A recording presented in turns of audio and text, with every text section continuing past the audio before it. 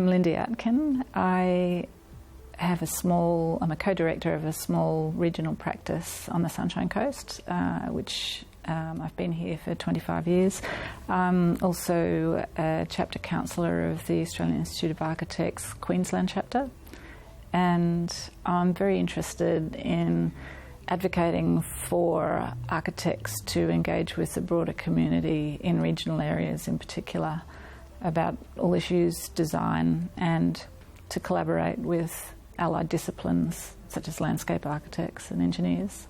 I'm Maddy, the co-chair of the Sunshine Coast region for the Institute of Architects, and I think being a part of the Institute of Architects, especially in a regional area, you get to engage with the community a lot, and having conversations and networking through events that we host really enables not only my career but everyone else's as well, and being able to have those chats about design, especially with engineers and builders and even students and the general public. Okay, my name's Jo Case, and I have worked in architecture for quite a long time, probably about the same time as Lindy. I've been a member of the Institute for probably a couple of decades or so, on and off. I joined the Institute of Architects partly because it's got great resources for architects to access. It also has a really good support network for practitioners, both sort of large-scale and small-scale practitioners. And also, I think being a sole practitioner, and I think a lot of people on the Sunshine Coast a lot of architects are in this boat, as small practices or sole practitioners, you really need the conversations, like Maddy was saying, and the networking and the support. And I think in the end it kind of leads to better design work on the Sunshine Coast or sort of within the region, having that kind of conversation and those networks as well. The Australian Institute of Architects has a national council which is made up of the president of each of the states and territories chapter presidents, and then each state and territory has their own chapter which has a president, and then a number of councillors. I think we've got 12 at the moment. And then within each state, or particularly with Queensland, we have 7 regions, and the Sunshine Coast is one of those 7 regions, and we have our own chair and co-chair who coordinates the local regional events and get-togethers. I think it's also really important, and the Institute are very supportive of small practices like a lot of ours on the Sunshine Coast, and that the kind of network we have and the community we live in means that we do bring architecture to people who might not necessarily employ architects, people who have low budgets, who might have a preconception about architects and their fees, or architects and you know the mystical design world, but that being a member of this kind of network allows those kind of clients to feel comfortable in approaching architects. Okay, I think one of the key areas would be sustainable design, certainly from my perspective, and I think most every architect on the Sunshine Coast would agree that it's really important that buildings are designed for the climate, and I mean, this is nothing new obviously, but I think it just needs to be reinforced really regularly, but designed for the climate, designed for low energy usage, designed with local materials used. Designed for resilience, future-proofing, climate change. Yep, and it's really important. The other thing that we're working on at the moment is the Sunshine Coast Open House, That started about 20 years ago in London with the London Open House, and now it is all around the world. Brisbane Open House, Gold Coast Open House, there's a number of other regions that have it, but Sunshine Coast Open House has been going for 3 years. It's in its 4th year now, although things are a little bit different with COVID, so it's going to be a bit more virtual this year. But advocating good design is probably the key.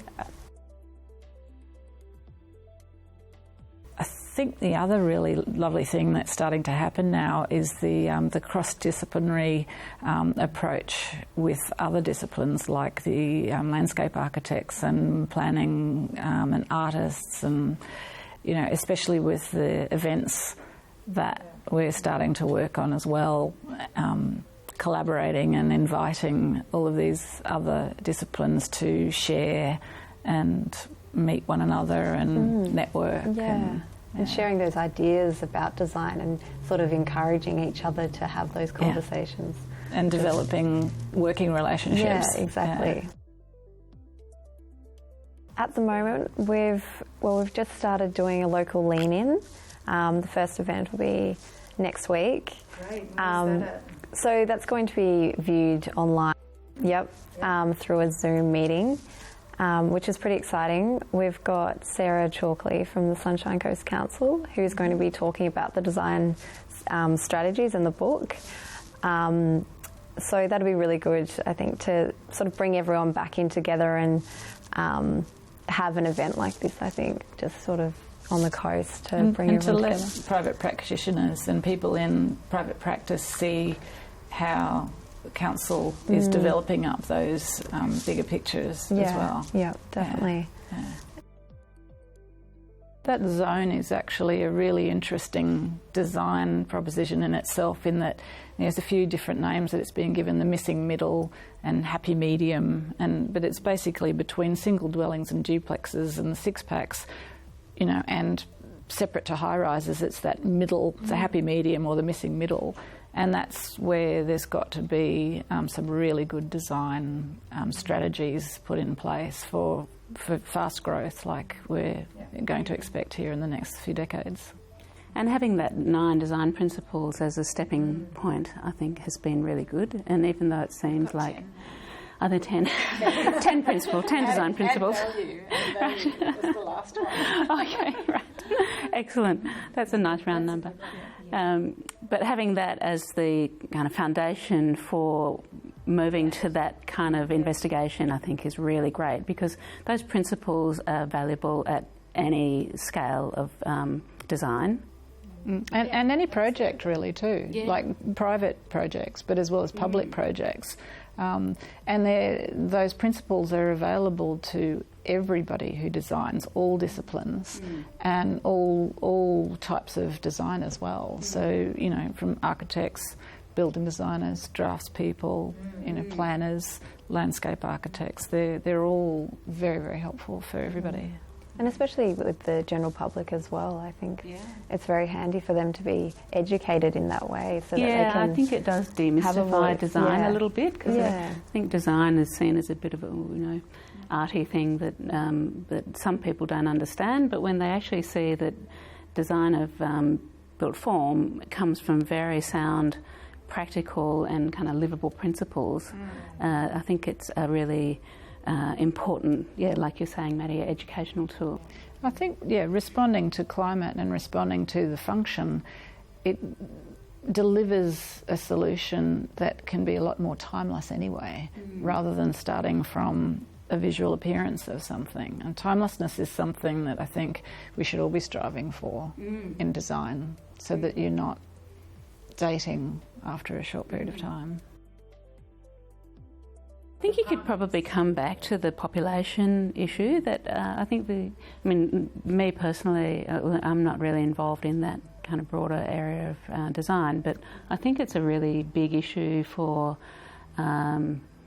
the architects as a professional body to understand where things are moving towards, how it's going to key in with urban design, and what the place that architects, the part that architects play in that whole kind of scenario.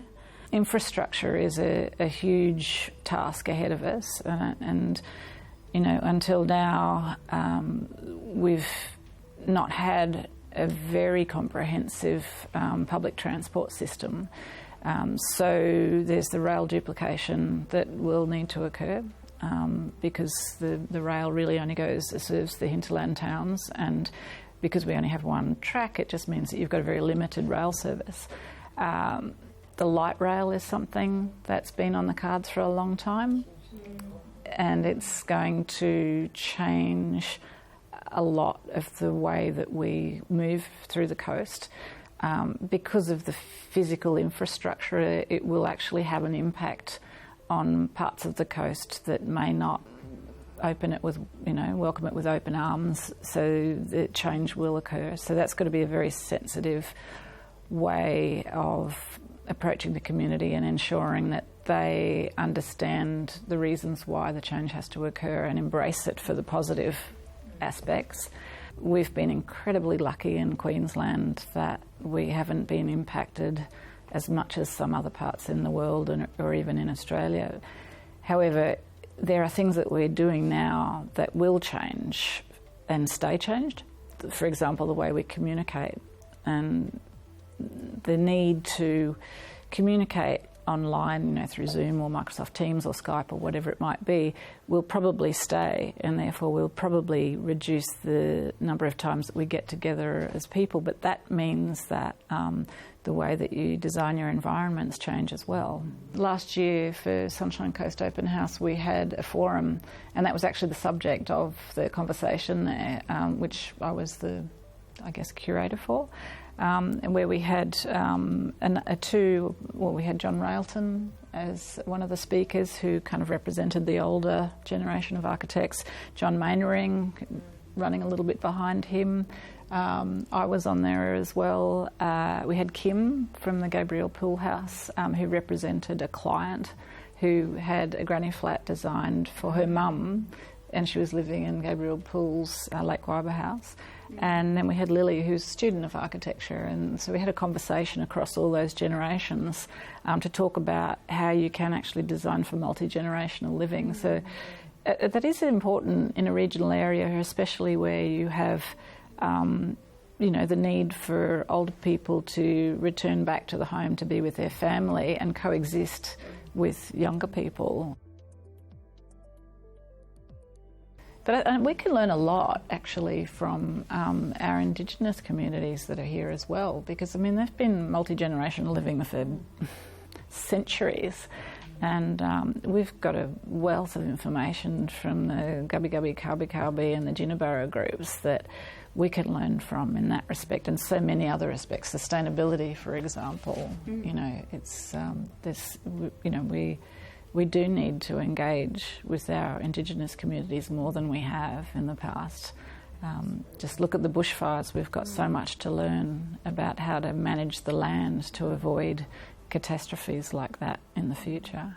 And adapting buildings as well to sort of not encourage but be a part of the landscape in a way that... and respect it. Yeah, respect it, exactly. And be resilient. Yeah. Well, the awards that we've just had the awards earlier this year, and that's actually a really fantastic thing that the Institute of Architects has been doing for a long, long time. And Queensland's different in that we actually have, each region has its own regional awards before we have the state awards, and that's really important because Queensland's made up of those 7 regions that the Institute divides it up, because there's such a high proportion of architects that actually work in the regions rather than the big city. Like, for example, Melbourne, most of the architects work in Melbourne, in Victoria. And the other thing is that the juries who come together to judge the awards visit every single project in the regions. So on the Sunshine Coast, we had, I think it was 3 architects plus a non-architect person. In this case, it was Sarah Chalkley. So from a landscape architect's point of view, as well as the 3 architects, and they had a number of projects that they all visited and then came together to decide, who came up with the awards and the commendations and everything. So that's very exciting every year.